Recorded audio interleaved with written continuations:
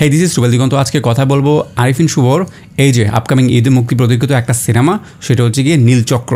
এবং এই নীলচক্রের একটা ট্রেলার মুক্তি পেয়েছে। ট্রেলারটা কেমন হয়েছে সেটাই আজকে তোমাদের সাথে শেয়ার করবো। তো নীলচক্রে কে কে থাকছে? আরিফিন শুভ, মন্দিরা, এবং এটা পরিচালনা করছে হচ্ছে গিয়ে মিঠু খান। কিন্তু ট্রেলারটা দেখে যা বুঝলাম, সিনেমাটার টপিক একেবারে সমসাময়িক বিষয়ের উপরে, এবং এই টাইপের সমস্যা কিন্তু আমাদের সমাজে প্রতিনিয়ত হয়ে থাকছে।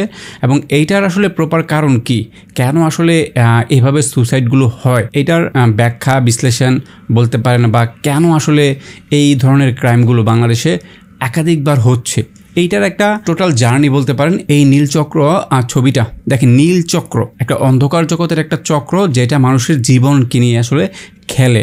এই ব্যাপারটার উপর মূলত নির্ভর করে আসলে এই সিনেমাটা।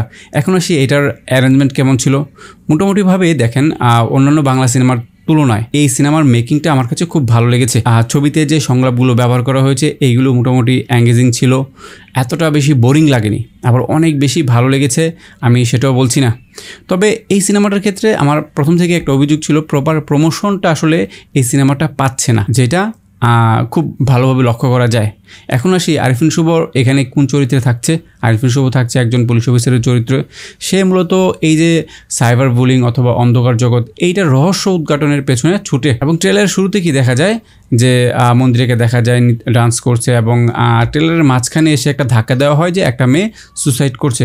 এবং কেন করছে সুসাইডগুলো, আসলে এটার পেছনে কারণ কি, এই যে একটা টোটাল ব্যাপার, এই ব্যাপারটা নিয়ে আসলে এই সিনেমাটা প্লট সাজানো হয়েছে। দেখেন, এই টাইপের সিনেমাতে আপনি স্ট্রং কোনো ভিলেন পাবেন না। হ্যাঁ, হয়তো একটা ভিলেনকে আসলে এস্টাবলিশ করার চেষ্টা করা হয়েছিল ট্রেলারে, বাট শেষ পর্যন্ত সেটা কিন্তু ব্যর্থ হয়ে যায়, কারণ স্ট্রং কোনো ভিলেনের অ্যাপিয়ারেন্স আসলে ট্রেলারে আমরা দেখতে পাইনি।